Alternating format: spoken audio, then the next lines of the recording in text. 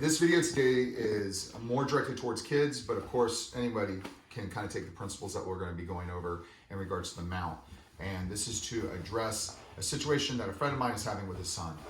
He had contacted me and said, listen, my son, he's having a hard time getting out of the mount. We don't ever have a hard time getting into the mount, do we? So he's getting mounted and he's trying his Oompa and he's trying these different escapes and it seems like nothing's working for him. Before we even get started with technique and principles, I want you to remember one overwhelming basic guideline about jiu-jitsu. If somebody was good enough to get you into a position, typically they're good enough to maintain the position. I think we have this false idea that as we learn techniques, we're supposed to be able to pull them off against anybody with any degree of experience. And that simply isn't the case. If I learn a technique and I try to apply that against somebody who has more skill, has been around longer than me, is a better competitor, it's probably, probability-wise, the technique's not going to work. And it's not supposed to work right now. I have to start hitting that technique on people with lesser experience than I have to get my timing down, to deal with the variables of that technique. And then I start working my way up to people about my level. And then every great blue moon, now I'm starting to hit that with people that are a higher level than I am. It's a stepwise progress, but we think like we learn an Oompa, we learn an elbow knee escape, it's supposed to work instantly. It's not going to, okay? It takes time. It's like riding a bike or throwing a football. It's like any skill. So let's talk about the two primary escapes that people learn from mount. And they are the Oompa and the elbow knee escape, okay? And those two go together like peas and carrots, right? Because if one doesn't work, the other one should. And again, that's the Oompa or the bridge and the elbow knee escape. Now, both of these techniques are contingent on something very important. And that contingency is that when I'm with my partner and my partner mounts me, that mount is going to be over my hips. If my partner takes a high mount on me, now we're in a whole different level of escapes, okay? And why is that? Go ahead and step off for a second, Eli. Because most of my control with both these techniques, whether it's the elbow knee escape or whether it's my Oompa, the bridge, all comes from my hips, okay? And if my partner is not sitting on my hips, I no longer have that minimal amount of control that I need to execute the escape, okay? So that also comes into play that if my partner is up on his knees and he's very high up here, like come up, like pinching, no, not on my chest, but go down on my hips. And now, just for argument's sake, just come up to your feet. Because you're so, yeah. Now look, squat down, squat all the way. Now just hover just a little bit. Hover over me a little bit. Get your hips off of my hips. See, there's no connection.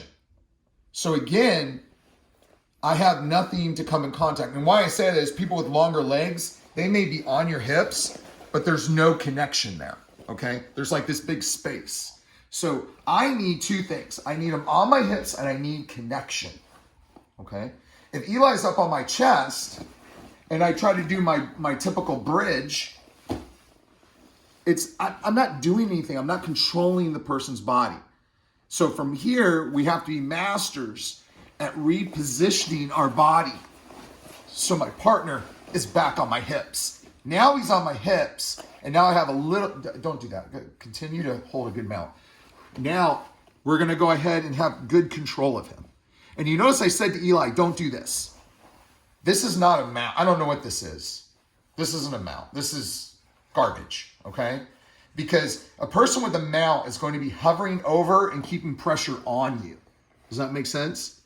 We're going to be putting a lot of pressure on the person. If they just sit up and they're looking at our eyes, that's just not even, this is not an attacking mode. There's nothing he's doing for, this is an inexperienced player. And so we don't want to even practice from this position.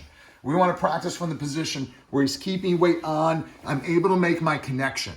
Okay, now, go ahead and get off. The idea of the Oompa is taking advantage of the patient of the opponent's base.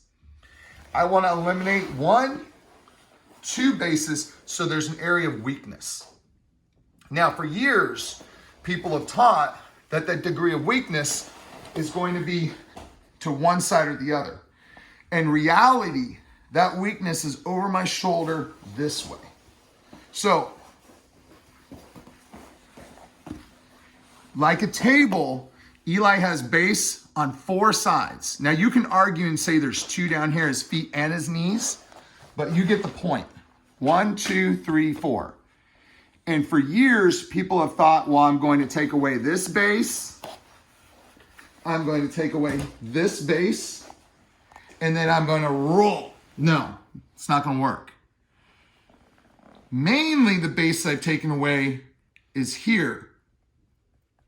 And so if we were cut us in quadrants, where I have 1 quadrant here, 1 quadrant there, 1 over there, 1 over there, I have now made him weakest here by eliminating this arm.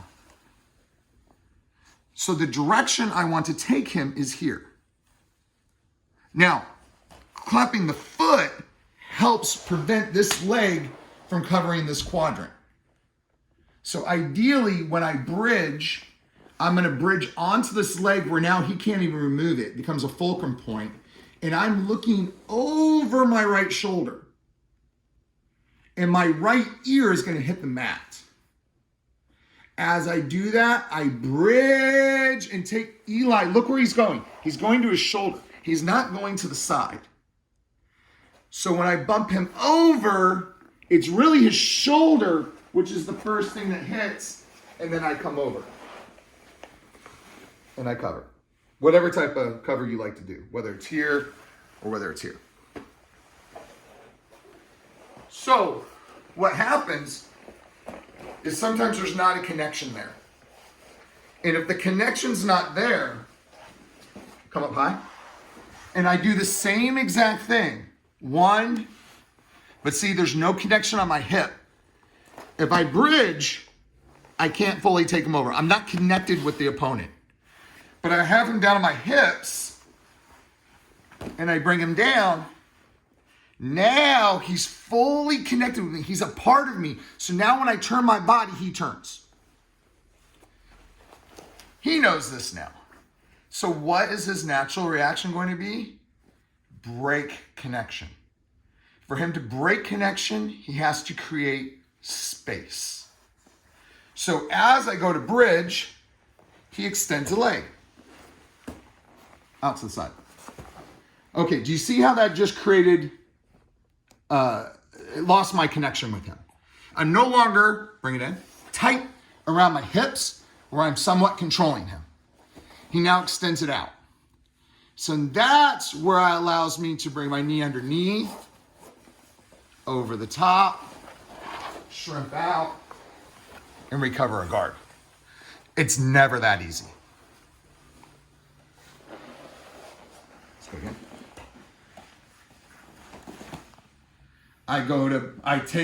Whatever. And there's lots of different methods on how to eliminate this base.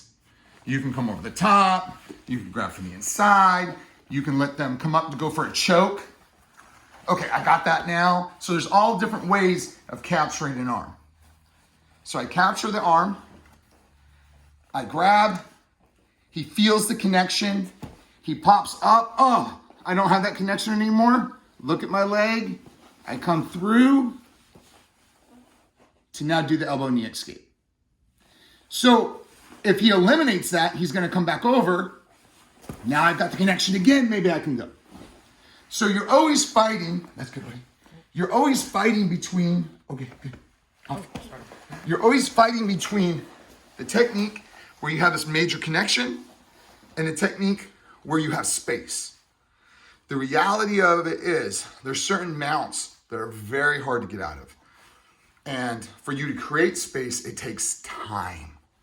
So if you get mounted and there's only 30 seconds left in the match, you're probably not getting out.